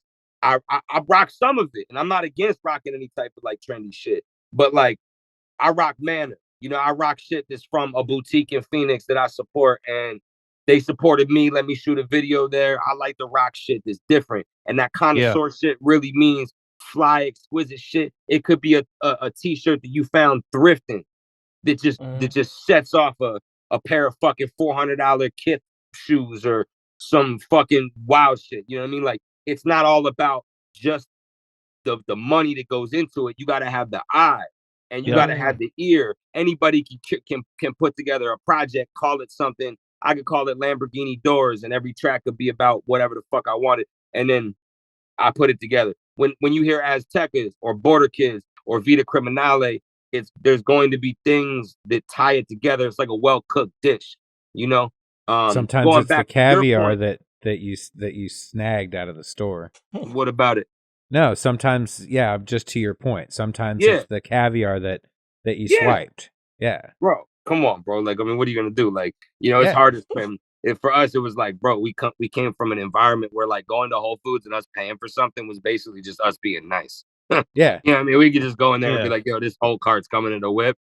Do whatever the fuck you want. We're gonna be gone in 2 minutes anyway. So, you know what I mean? Like, it is like that. But it's when you just like the caviar, it takes time for this shit. Someone's got to go pull that big ass sturgeon out the motherfucking water, cut the motherfucker open. Yeah, do all the shit, clean it out, get it right. So, you know what I mean? Like, it's a whole ass process. With the music, going back to your point, Primo, I think the missing ingredient is time. And I think because, absolutely. like, you know, I was talking to Pet Q, the artist, the other night, and I know you fuck with him too. Good dude Shout right out to there. PQ Designs. And he's doing some artwork for us. And he was like, I don't want to just do covers. I think that, and he's like, he mentioned being a part of the marketing and the rollout and the promotion. He's like, when Wu-Tang Forever rolled out that summer, 97, whatever it was, he's like, it didn't just drop. There was posters, there was artwork, there was billboards, there was video. It was plastered to the culture. Anywhere you could put it, it was plastered for a fucking damn near a year. You know what I mean? So they had this rollout. It was like 6 months. And the problem with the music now is what we do is we don't even give it the chance to live longer than a month or two. Couple weeks even. You know, people understand the value of we're starting to get back to that where it's like, all right, let's artwork, alternative, posters, how much for the billboard? You know, what are we doing with the videos? What platforms are coming out on? Where's the marketing? You know, we're going to drive traffic from here, we're going to put money here. What you do is you give things more shelf life and you let it be digested. Like you could drink a shot of juice, right? Boom, metabolize it right away. That's it. You're going to piss it out an hour later. You drink a smoothie, it's got a bunch of fiber in it. It's going to take time, right? You got to let that shit digest. If you want people to take time during digesting music, then give them more time to digest it. You know, that has to do with your content too. That's why I don't put content in my shit. This is like, you know, whipping and this and it, shooting and killing and this, and you got to actually digest it. You're not just going to hear Maze and be like, well, what the fuck is this dude about? I want to know what this dude is about. It's not just going to be the run of the mill. So connoisseur shit embodies that. That connoisseur shit was something that was able for me to set myself apart from branding, the way I look with my tattoos and with my whole style, with, you know, because I could wear this shit with Vans if I wanted to. Or I could throw on the Kith Pippins, you know what I mean? Like, or I could throw on some hard bottoms, some straight up fucking Ferragamos if I wanted to. You know what I mean? Like, there's so many. I'm real Polo versatile. Rangers. Exactly, man. So that kind of sort shit was a way for me to set myself apart and really, really flex who I really am. You know what I mean? A lot of knowledge, a lot of culture. You know, I'm probably one of the more cultured. You know, especially when it comes to, you know, being Italian and just representing what I represent. Knowing the culture is a very, very important thing for me. And, you know, being well studied on certain things is absolutely, vital for me. You know what I mean? Because I can't be curved, bro. Like I know what it is. Anybody can treat people how they want. But for me, it's hard to pull that veil over my eyes. You know what I mean? Like when you really woken up, you're not doing it to look cool for conversation to get some eclectic bitches. You actually trying to like, you actually live in this shit. You know what I mean? Which is why I'm very big on, you know, taking all this shit we learn in the streets and then making that viable. You know what I mean? Starting businesses with that money. If you're going to make plays. At least take the money and fucking invest it right. At least get a fucking life insurance policy if you're going to be out there doing some crazy shit. You know what I mean? Don't expect there to be a GoFundMe or a fucking fish fry after you've been taken away. That's so right. Your family got to cover those costs. That's right. That's irresponsible of you. That's right. Cost 20 grand minimum to die. So you better have at least that money put away. Can you afford to die, busy. Sucker? Come on, a lot of motherfuckers can't. Talk that shit. They can't get buried. And they mama stuck with that shit. Yeah. She stuck selling T-shirts and her whack ass fake red velvet cake that nobody want to buy to try to cover your costs. And the velvet cake is delicious. But hers sucks. But check it out, boom. Dusty, right? Yeah. Hey, you started this. that was one of my favorite Kendrick lines from Mr. Morale, is when he was talking about, like, he's like, oh yeah, we catch bodies too. He's like, I caught a couple. He's like, when I did a food drive at the park, he's like, it wasn't the gangbangers. He was like, it was the high blood pressure that flooded the catering. I was like, yo, this motherfucker did that shit though. Kendrick still gets me inspired, bro. Like the way he put shit together is crazy. And you know, especially being underground, so to speak. Like I'm trying to bridge that gap. I'm not an underground artist. I respect the underground and I started my platform here, but I'm not an underground artist. I want the world to hear my shit. You're an And I indie think that, artist. You're indie. yeah, You I know what I like mean? it. I think that's I like more of it. our world now. I It's like like when, yeah. our abyss, this specific area, I think, just like you're saying, man, it's not really underground artists right now. We're indie hip hop artists. You know what I Right. mean? We're Right. definitely viable people. Like you said, you got record deals, Underground sounds vinyl cooler. deals. Underground is always, you know, that's an aesthetic though. That's a style, right? That's not just that That's why I shouldn't be a renamed the shit. classification. You know what I mean? Like I think that's just a Yeah. sound profile. Word. But the best definition of these business people out here, you know, these entrepreneurs is indie artists, indie hip hop artists, man. I mean, that just makes the most sense, man. So Nah, indeed, that's I why just yeah. go ahead. That's why I renamed the shit. I said in the Carpe Noctem album, I renamed the shit. It's the abyss now. It's not the fucking underground because our main components of people who have amounts to fame, who have got fame, they're on Rock Nation. What's bigger than Rock Nation? Like word. I mean, they're on Donda. I mean, there's not really that much bigger you can do in rap than Rock Nation, Live Nation, Donda. So boom, this is definitely not really the underground no more. But you got to remember, back in the '90s, Wu-Tang was played on the radio. That's right.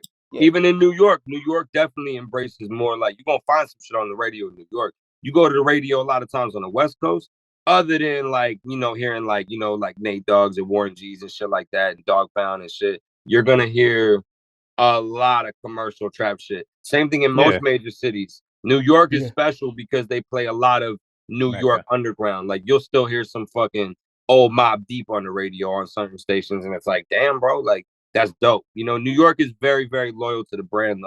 Don't think for a second that, like, you know, if you from New York and you rep New York, especially if you passed away repping New York, they're gonna give you some love, bro. Like, you know what I mean? Like it just is what it is. So yeah, that's what's interesting about me coming from Phoenix. I'm not looking for no handouts because like I know where I'm at, but I'm kind of an anomaly. You know, I grew up outside of Baltimore, DC, and then I moved to Phoenix in '99. Oh. You know what I mean? So, after high school. No, right before you graduated high school. Right after my first year of high school, man. So that was Yeah. probably the only my last full year of high school. But you know what I mean? Like, yeah, it was a tough one, bro. That was a tough one, bro. Like that was a tough move. I'm writing some shit because the more reflective I get, I start touching on different periods of my life, man. I had a very, very like just off the wall childhood, man. Like it was just, you know, a mixture of like my parents moving all the time. You know, my dad briefly got involved in like the retirement business. So we had like old folks living at our crib for a little bit. Like we was moving to Silver Spring. We was living closer to DC, closer to Baltimore, closer to, you know, we was in the country for a little bit. Like my parents was everywhere. You know what I mean? So like when I moved to '99, you know, that when I moved in '99, that was like a culture shock because Arizona is by far completely different culturally, especially in '99, bro. Like there wasn't even no folks there yet, bro. It was like it was its own thing, man. Like I was like, this is different, you know what I mean? But my parents wanted to make a positive move. I wasn't doing nothing positive in Maryland, and you know, they just got tired of the East Coast like that. So, you know, but Phoenix is that's where I became a man, you know what I mean? So like, but just my whole the way I talk, the way I am is just it's just a kind of an anomaly.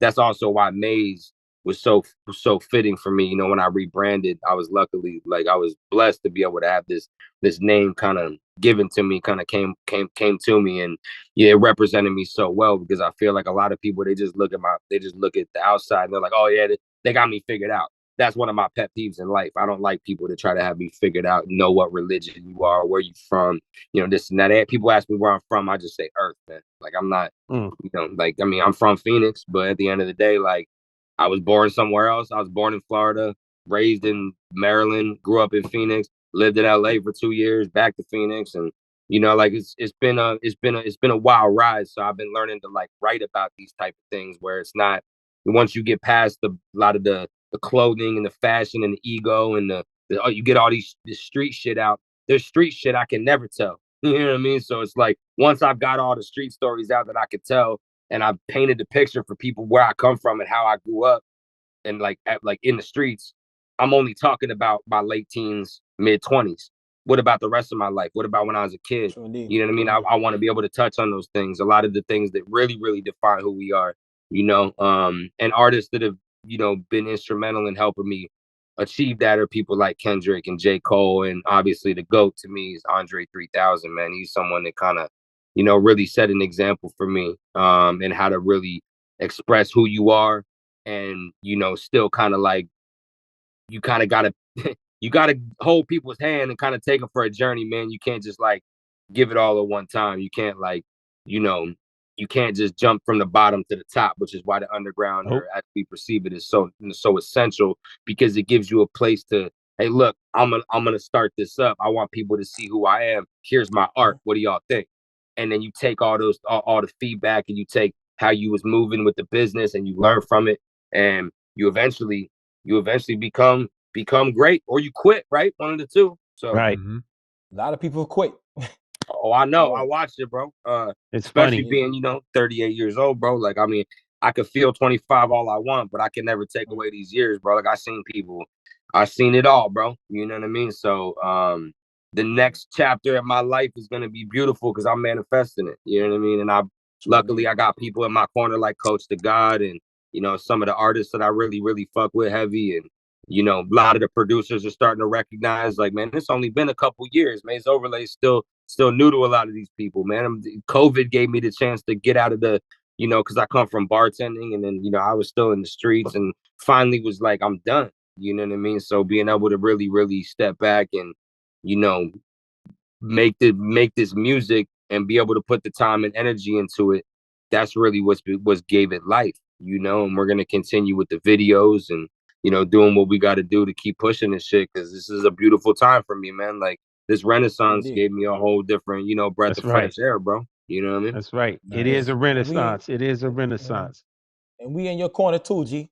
Like, real shit, we in your corner, Yeah, man. 100%. I appreciate that. I thank you for that, man. You guys are, and a lot of people that, you know, even though like we was talking about like Vegas and Cinematic and Thousand, and how they're finally starting to get the flowers they deserve from just documenting it. You know what I mean? You guys would be in that conversation too, man, because, you know, if anybody could know who you are and you're not just a rapper, you know what I mean? Because I feel like producers don't get enough credit.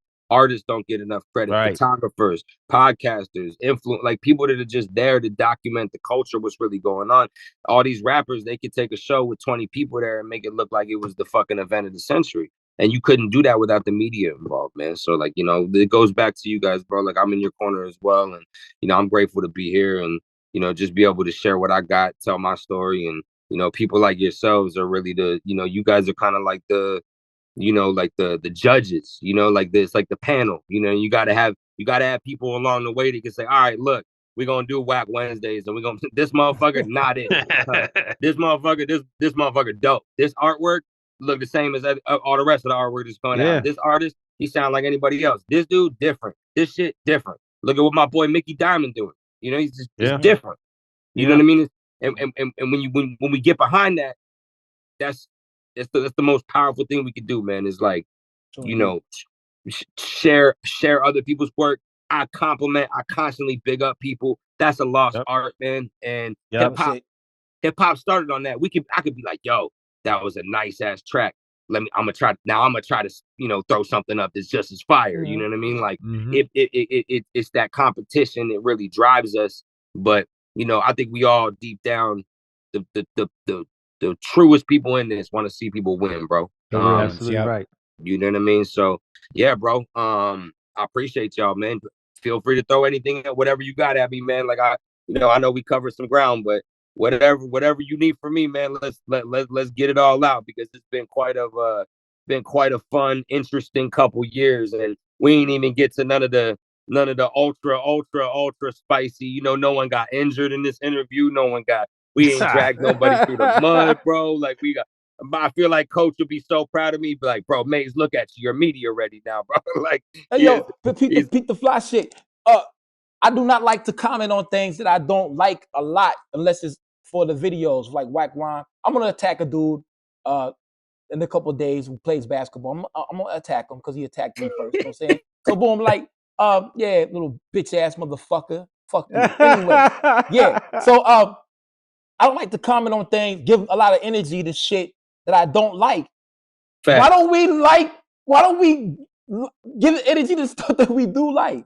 Exactly. That's why my daughter, Absolutely. that's why my daughter be on my Instagram page so much. You know what I'm saying? Be on my story because I love her. So I'm giving energy to stuff that I love and like. If we don't like or love you, you're not gonna be on the podcast. You're not gonna be on here. And the funny thing is, there's 3 of us. So if we all 3 don't like you, you're not gonna be on here. So if you're out there in the world, three motherfuckers like you on here, you ever on the podcast. Word, 3 motherfuckers. Yeah. 2 of us rap. One of us is a great musician. So boom, if you on here, you doing something right. Word. Right. I love that. I love that. I'm gonna take it one, a little bit further than that. And then I got a question for you though. Like, I mean, it's not even about liking. It's just like you said. Number one, I feel like what the purpose of this podcast has been is to again shine a light into this abyss. Show the workings of what's really going on in this renaissance and expose to a broader audience, if we get people that are watching this, things that might be their cup of tea, things that they might be into.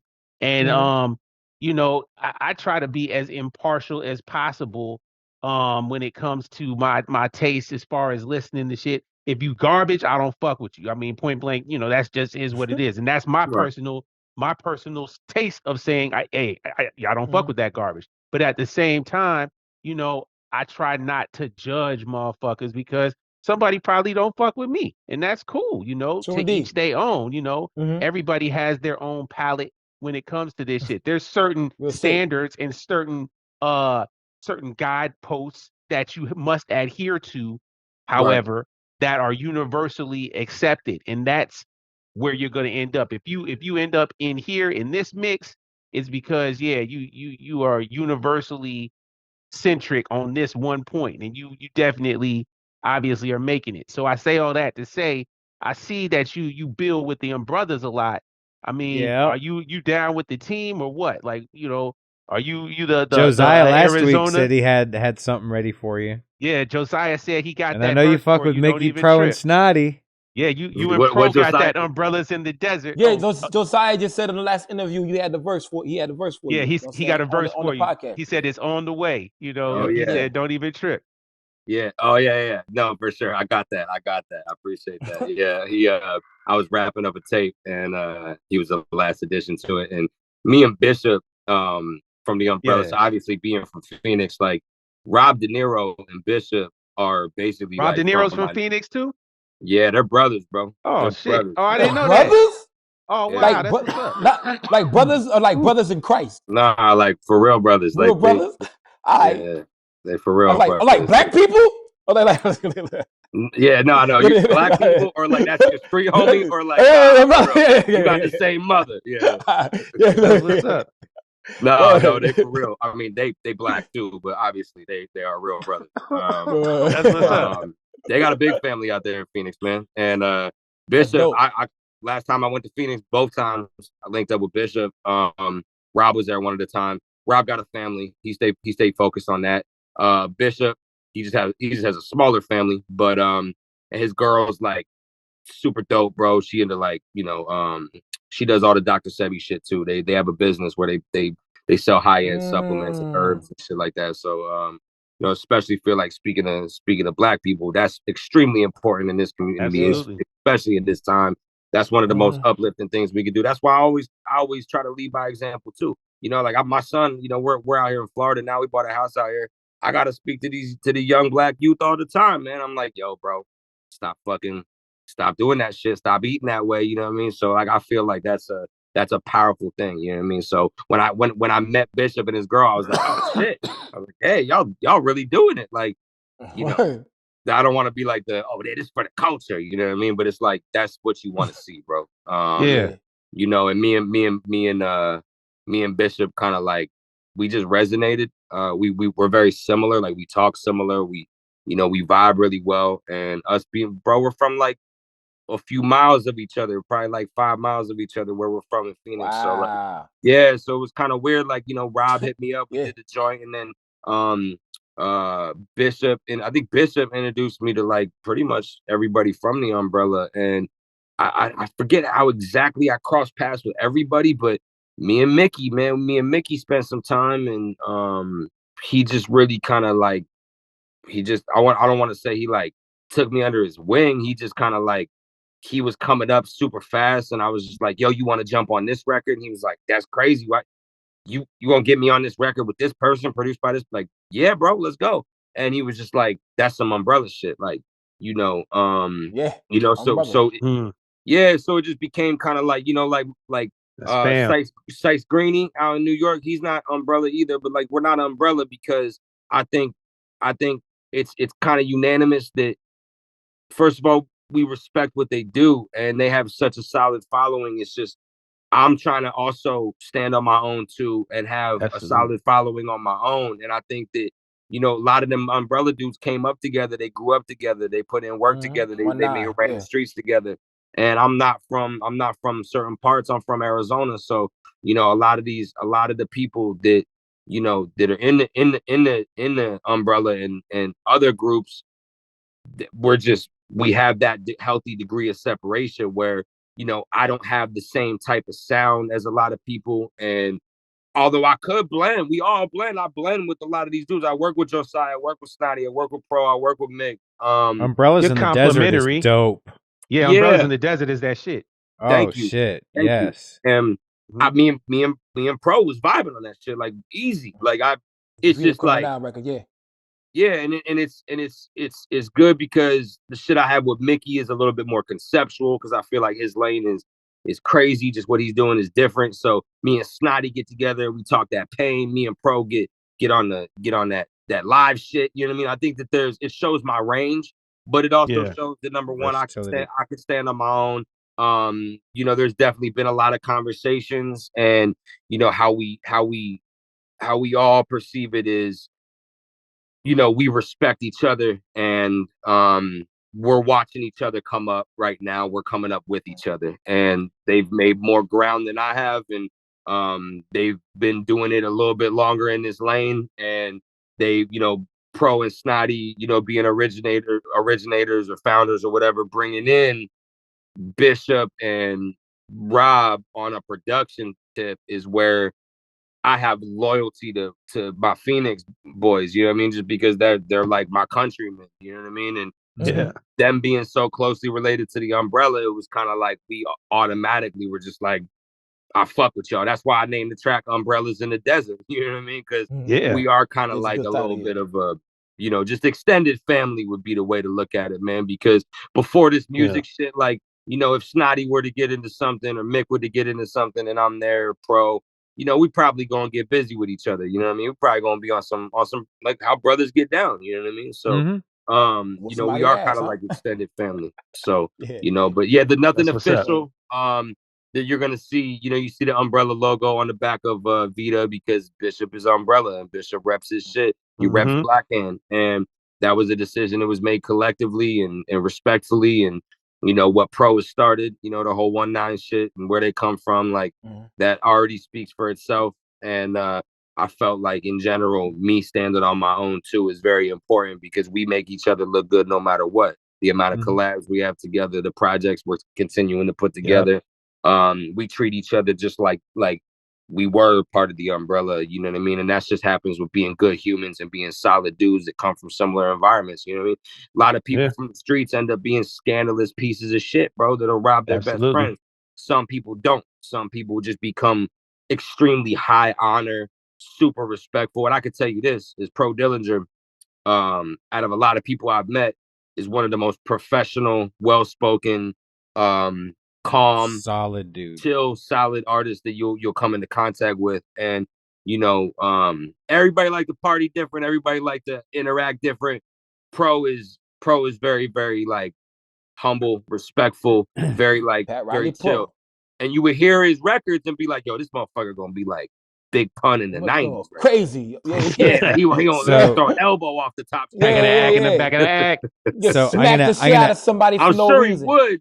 I'm sure he would, given the right circumstances. But Pro has always been like, you know, I'm like, damn, bro, like it's good to see a lot of people that move with that type of humility and that type of professionalism, especially in a sport that can be kind of, you know, a lot of deviance, you know, so to speak. And Talk that contact shit, sport. man. It's a Come full on, contact man. sport over here. Yeah. So You know what it is. I'm gonna out myself for being a loser, but Uh-oh. you know, I take this podcast really seriously, right? And everybody that comes on the podcast, you know, we obviously fuck with them. But then I get a little overprotective. So whenever I see somebody that's been on our podcast on another podcast, instantly like the hair on the back of my neck goes up a little bit. I see you. I see you. Nothing against the other podcasts. I love other podcasts. I'd help anybody. But Here we go. it just reaction, right? So Pro was just on another podcast and I sent him a DM and I said, ha ha ha. I don't know why, but I get super jealous when I see you on other podcasts, bro. Ha ha ha. I'm a dork. Looked like a good one though. I'll tap in when I stop seeing red. And this is the fucking voice message he sent me back. Ha ha ha, yo, Karl, shut the fuck up. Yeah. Hey, yo, the home I court's love over that here, though. dude. I love Over here, that you dude. wear your home jersey over here. No, you wear your home jersey over here. Yeah, boom. Right. Maze, Look, you this know, is your home court over here. What? Look, and I'll say it to you, Maze. I hope you get to do 100 podcasts and get your name everywhere, because that's what's going to get you to the spot where you really deserve to be. Right. But the next podcast I see you on, I'm going to be jealous and I'm going to hate whoever it is. It's all good, man. As long as you don't beat him up at a show or anything, we'll keep it kosher. Well, unless it's Sam Buck, I don't know. We gotta. No, I'm go kidding. I'm kidding. I love Sam Buck. Beverly versus Westbrook Sam's before good they people. was teammates. Oh, word. Hey, yo, Sam Sam's good Buck people. is, yo, big up. Sam Buck, you listen to this right now? You are big for no reason, and you got to get in shape right now, basketball shape, because you 6'3", you need to get in the paint for this basketball tournament. You're Porzingis, motherfucker. Play some basketball. You big for no reason. Word. Maze, I'm gonna draft you. I don't know, man. We gotta see. Boom. We gonna put the names in the hat, or we gotta get like at least. It's gonna be a good game, man. It's gonna be a couple good games. I'm about to take my son. Look, it's still 10 o'clock. I'm about to take my son out there right now. Let him get an hour in. It's probably like 40 right now. Oh, word. Oh, That's wow. crazy, man. Okay. Word. Shit. So Karl, PrimoJAB, before we end this, do y'all have anything else? Real quick, I'm just gonna say again, super dope to be able to hang out with you. If you didn't know, the Heinekens, anytime I'm at a rap show, it's got to be Heineken because of MF Doom. So beautiful. But I did appreciate you reciprocating with the Modelo afterwards. That was dope. Come on, man. And the you know, anytime you're in Atlanta, you got to let us know so we can take care of you. Yeah, we here. Beautiful. All three of us. Oh, you all three in Atlanta? Okay, all three in the A. We all three in man, Atlanta, I'm only 4 hours out, man. My boy, the Diggers are out there. I'm in Tallahassee. I'm only 4 hours away, bro. Nice. Okay. Yeah. So that's beautiful, man. That's beautiful. No, I appreciate it, bro. I love the South, and you know, it's been nice being out here. You know, change pace from living in the desert, and I think y'all are gonna love what I got on the horizon, bro. I shot a couple videos when I was in New York for the Sadhu shit. That's next up. You know, I really appreciate the opportunity. It's things like this that help us really gain the traction that we need, not just dropping the music, man. And what it shows for me is that my music is finally starting to make that impact. All those years of honing it and getting it right is finally starting to make the impact. And by, you know, you guys putting your stamp on it, you know, it helps me get my shit out there where it's like, okay, cool, this dude's actually, you know, it ain't just a bunch of connections, which help. And it's nice to know people that are doing things on your behalf. And, you know, you as an artist, you can't do it all. You can't have all the reach. Nope. You know what I mean? But you know, I'm grateful for the music, and the way I look at it is I try to have all bases covered, man. You know, you ain't gonna step outside with some busted ass fit on. You ain't gonna come out with a record that's got some dumbass flow on it. You ain't gonna pick some beats that sound like yesterday's washed up trash. You ain't gonna fuck with people who ain't thorough, you know. So we follow the formula. We know the work, man. We keep the circle tight. We make the right moves. We invest money precisely. You know, we show up when we need to show up. We get busy. We put a lot of energy into it. We put a lot of love into it. And going back to that missing ingredient, man, we put some time into it. You know what I mean? So I got some fucking shit marinating right now. You know what I mean? It's just I'm just stirring the pot a little bit, letting the sauces come together. And next year you guys are gonna get you know, got some more projects with some big names on there, bigger names that we haven't seen yet. And then of course, you know, just my everyday, you know, little something I put together just to be able to keep the listeners happy. And you know, I'm still telling my story, man. So you know, I'm grateful for y'all bringing me on. And in the future, let's continue to get busy. I'm gonna need to get my Lukey Cage skit one day. You know, I ain't gonna front on you, just say the word. Just say I'm the word, sure, bro. like I'm sure that ain't the first time that someone's taking the opportunity. But yeah, man, I'd love to get busy because I know we can make something fucking hilarious. So You say the I word, man. Just appreciate say that. I appreciate you being in I'm the off corner, this man. weekend. Yeah, I'm off this weekend. Let me know. PrimoJAB, what you Look, got? let's Yo, go. like hey man, you know, again, man, it was a pleasure to finally get you on here, man. One thing I just want to correct you on, you're doing it ain't about the connections or about anything. It's about the quality that you put out on your own, right? You're making dope product, man. Your product stands singular for itself, for you, for the commitment that you're putting into it. So as far as looking forward to next year, I can't wait to hear what you're doing. And you know, it's gonna be dope to hear whoever's joining you on your mission. But I mean, you out here, you can tell. I'm glad we got to sit and listen to you talk because I can hear the seasonedness in you. I can tell that you a man of principle, a man of honor. Thank you. Takes this sit seriously. You're passionate about this, and you approach it accordingly. And then that comes across again, like I said, in the product that you're delivering, man. So yeah, just keep doing what you're doing, man. You moving through your own strength, your own volition, by the grace of your own production. So yeah, and hey, I think that's really dope that you're your own engineer, man, because that's something I think I want to do is really just focus really on being able to mix myself. I think that's, you know, if you can bring that ear to your own project, I mean, then it's like you said, you're looking at yourself in the mirror, just like if you were off that gram or that A for the mushrooms. It's like you can recognize yourself and see, oh Yeah. yeah, this is how I really am. This is who I really am. But yeah, I say all that to say, Joe, yeah, it's great to have you on the show, man. Much success to you, man. Continue doing what you're doing. You're gonna be back, and we gonna hoop. Let's Yeah, get it. I'm definitely. looking forward to it, man. It's been a blessing. So, you know, it's going to be a Retro good guy. year coming up. Got some big shit on the horizon, and I know you guys 23 gonna be wild. Yeah, I'm Retro with guy that. got I'm the with Glock the on the cover.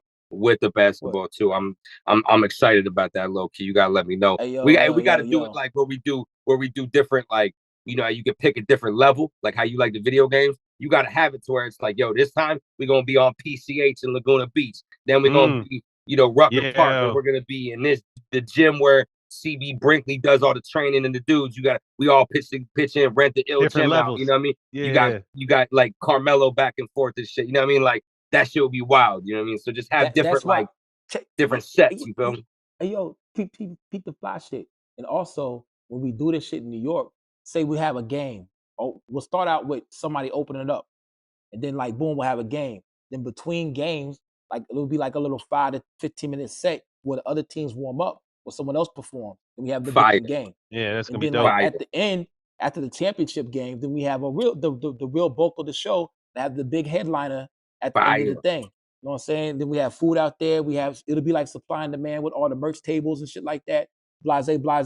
That is gonna be supply and demand on steroids because we're having basketball.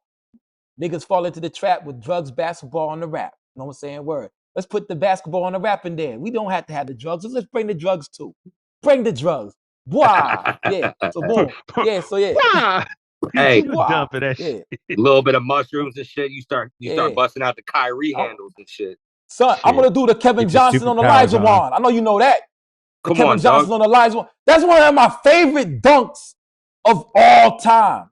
Everybody knows the KJ. The 93 Suns are probably the most influential. I mean, don't get me wrong, like the 06, was it, or was it 03? What was the Stoudemire? I think it was 06. The Amari Stoudemire, Stoudemire. Steve Nash, Raja Bell, Sean Marion. Yeah. That was a The solid Matrix. squad that we had a chance, but it was them cheating ass refs with the fucking San Antonio shit. We already know how that works.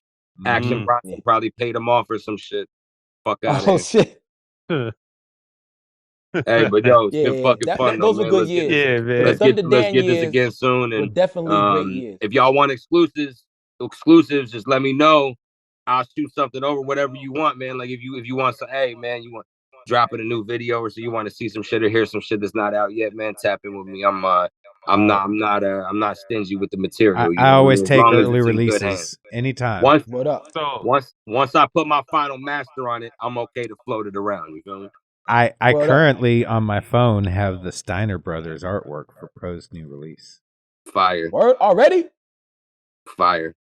Goddamn. That's what's up, man. I even know what the Obies look like. Damn. Yeah, man. You real early in the game, yo. Big up to Mickey Diamond for dropping. I'm connected. Big up for Mickey Diamond for dropping Friday. Yeah. As we record this, actually, Ty Ferris has got a drop coming tonight, and Mickey Big Ghost. Yeah, both of them dropping at midnight. Ty Hoops too. That might be the fourth captain. And we're going to be talking to Ty next week about the drop that he's got coming tonight. So yeah, shout out Bars Over BS, bro. They got good product, bro. They helped me put this last drop together, man. Ty's a good dude. He's a good brother right there. Exactly. Boom, boom, boom. But everybody out there, this has been Maze Overlay with PrimoJAB, the Bone Church over there, the White Monk Karl. This is the Abyss Podcast, you know what I'm saying, where we taking this shit far down. We got the Jordan on the joint. I see that. Is that Zelda? Yeah, it's a special. You know, it's like we said. You know, it's like you said, Maze. You know, you gotta have the fly shit, man. Not just for the sake of doing something. It has to be unique how you rocking the shit. So that's right. You know, I felt like I had to bring Mike out. You know, the Mike Griselda joint. You Fire. know, you see the champion Todd Snyder Peanuts joint I got here. I see. Champion Champ Hoodie champ. Champion Hoodie champ right here. It's about to be a real Charlie Brown Christmas in that motherfucker. Oh, boy. It is, yo. And my daughter's first real Christmas, because she's gonna know that she gets presents. That's beautiful, up, yo. That's beautiful. Yeah, I got dressed up as Santa. He got the Abyss Podcast with the big champion ass anglerfish on there. Yeah. You know it. But Maze, thank you for coming on here. Anytime you want to come back and bless us with some more shit, you got a project coming, or you just want to talk some shit. You know what I'm saying? Get it off. You know what I'm saying? Pause. Just let us know, man. I'm with that. Appreciate you, 100%. My boy. No doubt. The Abyss Podcast, episode 67, Maze Overlay. See y'all next week. Blah! Motherfuckers. Yeah. Hey, everybody. Please remember, go to our Patreon. There's going to be a ton of extra content. If you're just going in as a base level subscriber, we're going to give you all of the podcasts with the extra music added into it. You're going to get music videos whenever possible. We are also going to just add extra content in there for the base level. But we will have 2 other levels. The second level is going to give you a lot of extra content. And the third level gives you the merch. So you can get that one-of-a-kind t-shirt that's only going to be available on the Patreon. But you're also going to be able to get a certified investor's mug. Yes. If you want to check it out, you can go take a look at the Patreon. It's there. As well as a dope hoodie. So subscribe, follow us, support the podcast, share this information if you can. We really appreciate you fucking with us, and we'll keep bringing you more. Peace.